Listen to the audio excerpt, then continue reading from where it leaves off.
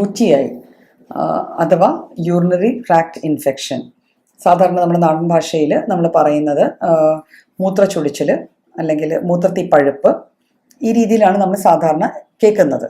അപ്പം എന്താണ് ഈ UTI അല്ലെങ്കിൽ യൂറിനറി ട്രാക്ട് ഇൻഫെക്ഷൻ അല്ലെങ്കിൽ യൂറിനറി ഇൻഫെക്ഷൻ എന്ന് പറയുന്നത്?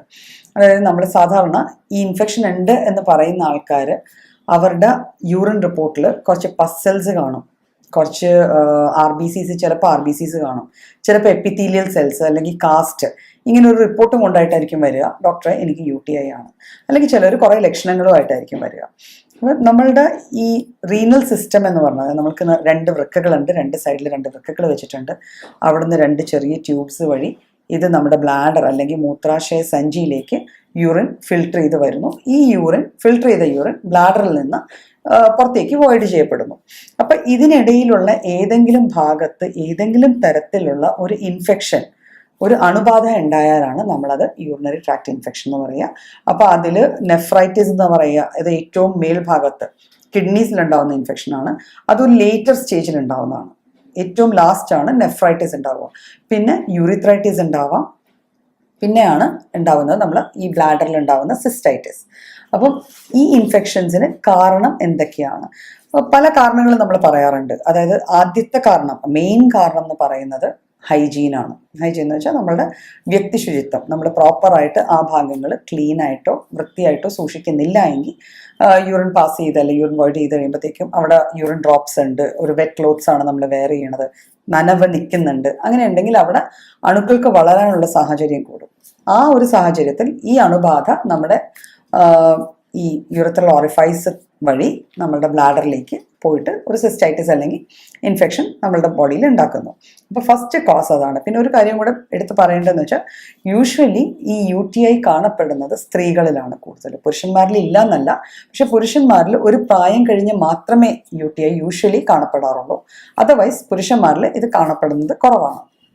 പിന്നെ സെക്കൻഡ് റീസൺ എന്ന് പറയുന്നത്, നമ്മളെല്ലാവരും കേൾക്കാറുണ്ട്, ഒരു യാത്ര കഴിഞ്ഞ് ഇപ്പം വന്ന് കഴിഞ്ഞ് മൂത്രച്ചൊടിച്ചിലുണ്ടായി. അപ്പോൾ പലപ്പോഴും നമ്മുടെ അടുത്ത് വരുന്ന കേസസിൽ പറയുന്നത്, ഡോക്ടറെ ഇന്നലെ ഒരു ലോങ് ട്രിപ്പ് പോയിരുന്നു, അപ്പോൾ ഇടയ്ക്കെങ്ങും യൂറിൻ പാസ് ചെയ്യാൻ ഇറങ്ങാൻ പറ്റിയില്ല, അതുകൊണ്ട് യൂറിൻ ഹോൾഡ് ചെയ്ത് വെച്ചത് കൊണ്ട്, അല്ലെങ്കിൽ യൂറിൻ കുറേ നേരം ഹോൾഡ് ചെയ്തിട്ട് പിന്നെ പാസ് ചെയ്തത് കൊണ്ട്, ഇങ്ങനെ പല കാരണങ്ങൾ കൊണ്ടും UTI വന്നു ചേരാം. അതായത് ഒരു യൂറിൻ പുറത്തേക്ക് കളയേണ്ട സംഭവമാണ്, അത് ഒരു പരിധിക്ക് അപ്പുറം ബ്ലാഡറിൽ തന്നെ റീറ്റെയിൻ ചെയ്യുമ്പോൾ അവിടെ തന്നെ സ്റ്റാഗ്നൻ്റ് ആയിട്ടിരിക്കുകയല്ലേ, കെട്ടിക്കിടക്കുന്ന വെള്ളത്തിൽ ദുർഗന്ധം വരും, അല്ലെങ്കിൽ അണുക്കൾക്ക് ഗ്രോ ചെയ്യാനുള്ള ചാൻസ് കൂടുതലാണ്. അപ്പോൾ ആ രീതിയിലാണ് സംഭവിക്കുക. അങ്ങനെ സംഭവിച്ചു കഴിയുമ്പോൾ UTIക്കുള്ള ചാൻസസ് ഉണ്ട്. പിന്നെ ഡയബറ്റീസ് ഉള്ള ആൾക്കാർ, നമുക്കറിയാം പ്രമേഹം അല്ലെങ്കിൽ ഡയബറ്റീസ് ഉള്ള ആൾക്കാർ എല്ലാത്തരം ഇൻഫെക്ഷൻസിനും അവർക്ക് സാധ്യതകൾ കൂടുതലാണ്. അപ്പോൾ UTI വരുന്ന ഒരു വ്യക്തിക്ക് ഡയബറ്റീസ് ഉണ്ടോ എന്നുള്ളത് ഒരു മാർക്ക്ഡ് ഫീച്ചറാണ്. ഡയബറ്റീസ് ഉള്ള ആൾക്ക് അടുപ്പിച്ചടുപ്പിച്ച് UTI വരാനുള്ള ചാൻസസ് കൂടുതലാണ്. പിന്നെ വരുന്നത് ചില കിഡ്നി സ്റ്റോൺസ്, അതായത് വൃക്കയിലെ കല്ലുകൾ, ഈ കല്ലുകൾ താഴോട്ട് വരികയോ അങ്ങനെയൊക്കെ ചെയ്തു കഴിഞ്ഞാൽ ആ സമയത്തും നമുക്ക് UTI വന്നു ചേരാവുന്നതാണ്. പിന്നെ ചില കോൺട്രസെപ്റ്റീവ് പിൽസോ അല്ലെങ്കിൽ കോൺട്രസെപ്റ്റീവ് മെത്തേഡ്സോ യൂസ് ചെയ്യുന്ന ആൾക്കാർക്ക്, അതായത് കോൺട്രസെപ്റ്റീവ് ലോഷൻസ് അല്ലെങ്കിൽ ക്രീംസ് ഒക്കെ യൂസ് ചെയ്ത് കഴിഞ്ഞാൽ ലോങ് യൂസിൽ UTI വരാം. പിന്നെ പ്രഗ്നൻസി സമയത്ത് UTI വരാനുള്ള ചാൻസസ് കൂടുതലാണ്. മെനോപോസ്, അതായത് ആർത്തവ വിരാമം വരുമ്പോഴും UTI വരാനുള്ള ചാൻസസ് കൂടുതലാണ്. പിന്നെ അൺഹെൽത്തി ആയിട്ടുള്ള സെക്ഷൽ കോണ്ടാക്ട്, ഈ കാരണങ്ങളെല്ലാം കൊണ്ട് ഒരു വ്യക്തിക്ക് UTI വന്നു ചേരാറുണ്ട്. പക്ഷെ നമ്മൾ കാണുന്ന നമ്മുടെ സൊസൈറ്റിയിൽ ഏറ്റവും കൂടുതൽ കാണപ്പെടുന്നത് ഒന്നെങ്കിൽ വാട്ടർ ഇൻടേക്ക്, വെള്ളം കുടിക്കുന്ന അളവ് കുറഞ്ഞുകൊണ്ടോ, അല്ലെങ്കിൽ ഈ പറഞ്ഞ പോലെ യാത്ര പോകുമ്പോൾ ഏതെങ്കിലും പെർഫെക്റ്റ്ലി ഹൈജീനിക് അല്ലാത്തത്, വൃത്തിഹീനമായ സാഹചര്യത്തിൽ നമുക്കൊരു ടോയ്ലറ്റ് യൂസ് ചെയ്യേണ്ടി വന്നത് കൊണ്ട്, ബാത്റൂം ഇൻഫെക്ഷൻ എന്നൊക്കെ പറയാറുണ്ട്, ആ രീതിയിലാണ് നമുക്ക് UTI വരാറുള്ളത്. എന്തൊക്കെയാണ് UTIയുടെ മെയിൻ ഫീച്ചേഴ്സ്? പേരിൽ പറയുന്നത് പോലെ തന്നെ മൂത്രച്ചൊടിച്ചിൽ, അതായത് മൂത്രം ഒഴിക്കുമ്പോൾ ഒരു പുകച്ചിലോ ഒരു ചൂട് ഫീലിങ്ങോ ഒരു ഇറിറ്റേഷനോ ഫീൽ ചെയ്യുക, ഇതായിരിക്കും പലപ്പോഴും ആദ്യത്തെ സിംറ്റം ആയിട്ട് കാണുക. പിന്നെ വീണ്ടും വീണ്ടും മൂത്രം ഒഴിക്കണം എന്നുള്ളൊരു തോന്നൽ, ശരിക്കും ഒരു പ്രാവശ്യം പോയി കുറച്ച് യൂറിൻ പാസ് ചെയ്തു വന്നു വീണ്ടും പോകണം എന്നുള്ള തോന്നൽ, ഈ തോന്നൽ വളരെ സ്ട്രോങ് ആയിട്ടുള്ളൊരു ഏർജായിരിക്കും. ഇത് മീറ്റ് ചെയ്തില്ലെങ്കിൽ പലപ്പോഴും യൂറിൻ ചെറിയ ഡ്രോപ്സ് ആയിട്ട് ഡ്രിബിൾ ചെയ്യുകയോ പാസ് ചെയ്ത് അറിയാതെ മൂത്രം പോവുകയോ ചെയ്യാം. അപ്പോൾ ഇത് UTIയുടെ ഒരു മെയിൻ ഫീച്ചറാണ്.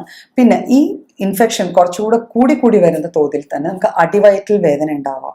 ചിലവർക്ക് നടുവ് ഭാഗത്ത് നടുവിൻ്റെ അതായത് ലോ ബാക്ക് പോർഷനിൽ ഒരു വേദന ഉണ്ടാവാം.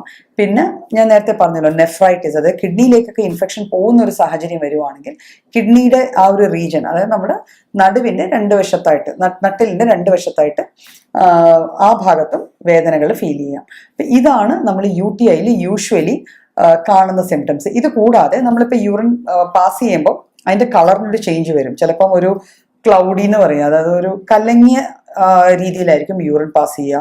ചിലപ്പോൾ അതിൻ്റെ കളർ വല്ലാണ്ട് കൂടുതലായിരിക്കും, നല്ല മഞ്ഞ നിറം. ചിലപ്പം അതിൽ ബ്ലഡോ കാസ്റ്റോ ഒക്കെ വന്നു കഴിഞ്ഞാൽ ഒരു രക്തമയമുള്ള ഒരു യൂറിൻ, ഒരു ശരിക്കും കോഫിയുടെ കളർ വരെ യൂറിന് ചിലപ്പം UTI കൂടി കഴിഞ്ഞാൽ ഉണ്ടായെന്ന് വരാം.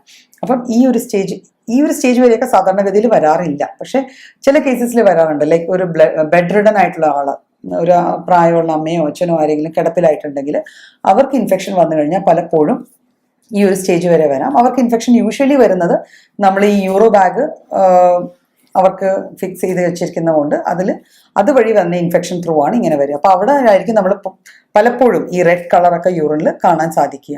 അപ്പോൾ ഇത് ഡയഗ്നോസ് ചെയ്യുന്നത് യൂഷ്വലി നമ്മൾ ആ സിംറ്റമറ്റോളജി വെച്ചു പനി കാണാം. ഒരു ഇൻഫെക്ഷൻ വരുമ്പോൾ ഏത് വ്യക്തിക്ക് ഉണ്ടാവുന്ന ഒരു ആദ്യത്തെ ഒരു ഹെൽത്തി സൈൻ എന്ന് വെച്ചാൽ പനി വരിക എന്നുള്ള, പനിയോ കിടുകിടുപ്പോ ഉണ്ടാവാം.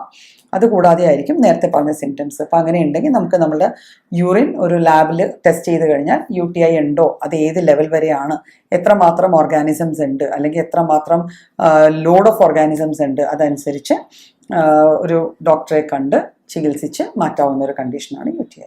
പിന്നെ ഒരു ഡോക്ടറിന്റെ സഹായം തേടാതെ തന്നെ പലപ്പോഴും ഒരു ചെറിയ സ്റ്റേജിൽ, ഫസ്റ്റ് സ്റ്റേജിലൊക്കെ നമുക്ക് UTIയുടെ ഫീച്ചേഴ്സ് കാണുന്നുണ്ട്, UTI ആണ് എന്ന് തോന്നുന്നുണ്ട്. നമുക്കൊരു ഡോക്ടറിൻ്റെ അടുത്ത് എത്താൻ താമസമുണ്ടെങ്കിൽ നമുക്ക് പ്രൈമറി ആയിട്ട് ചെയ്യാവുന്ന കുറച്ച് കാര്യങ്ങളുണ്ട്. അതായത് നമ്മൾ വാട്ടർ ഇൻടേക്ക് വല്ലാണ്ട് കൂട്ടുക.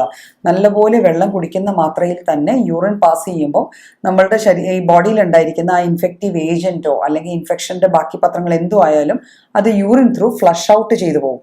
അപ്പോൾ അങ്ങനെ ഈ ഇൻഫെക്ഷൻ കുറയ്ക്കാൻ പറ്റും. അപ്പോൾ യൂഷ്വലി നമ്മൾ ബാർലിയിട്ട് തിളപ്പിച്ച വെള്ളം അല്ലെങ്കിൽ ഞെരിഞ്ഞിലിട്ട് തിളപ്പിച്ച, അതായത് ഡയൂറിറ്റിക് പ്രോപ്പർട്ടി ഉള്ളത്, യൂറിൻ കൂടുതൽ പ്രൊഡ്യൂസ് ചെയ്യാൻ കഴിവുള്ള പ്രോപ്പർട്ടി ഉള്ള ടൈപ്പ് ഓഫ് സാധനങ്ങൾ ഇട്ട് തിളപ്പിച്ച വെള്ളം കുടിച്ച് നന്നായി വെള്ളം കുടിക്കുക. പിന്നെ സ്ട്രോങ് ആയിട്ടുള്ള സാധനങ്ങൾ ലൈക്ക് ബ്ലാക്ക് കോഫി അല്ലെങ്കിൽ അങ്ങനത്തെ ഡ്രിങ്ക്സ് ഉണ്ടല്ലോ, ആൽക്കഹോൾ, പിന്നെ ഭയങ്കര പുളിപ്പുള്ള പാനീയങ്ങൾ, ഇതൊക്കെ കുടിച്ചു കഴിഞ്ഞാൽ നമ്മുടെ ബ്ലാഡറിന് കുറച്ചുകൂടി ഇറിറ്റേഷൻ കൂടുകയും പെയിനൊക്കെ കൂടുകയും ചെയ്യും. അപ്പോൾ അതെല്ലാം നമുക്ക് അവോയ്ഡ് ചെയ്യാം. പിന്നെ ചെറിയ ചൂട് വേണമെങ്കിൽ അടിവയർ ഭാഗത്ത് വെച്ച് കൊടുക്കാം, വേദന തൽക്കാലത്തേക്കൊന്ന് ശമിക്കാൻ. ഇതെല്ലാം ചെയ്തിട്ടും നന്നായി വെള്ളം കുടിച്ചിട്ടും ഇതെല്ലാം ചെയ്തിട്ടും നമ്മളുടെ ഏതെങ്കിലും കാൽപ്പത്ത് പുറത്തോ അല്ലെങ്കിൽ മുഖത്തോ എവിടെയെങ്കിലും നീരോ അസ്വസ്ഥതകളോ കാണുകയോ ബാക്കിയുള്ള അസ്വസ്ഥതകൾ മാറാതിരിക്കുകയോ ചെയ്താൽ നമ്മൾ എത്രയും പെട്ടെന്ന് വൈദ്യസഹായം തേടേണ്ടതാണ്.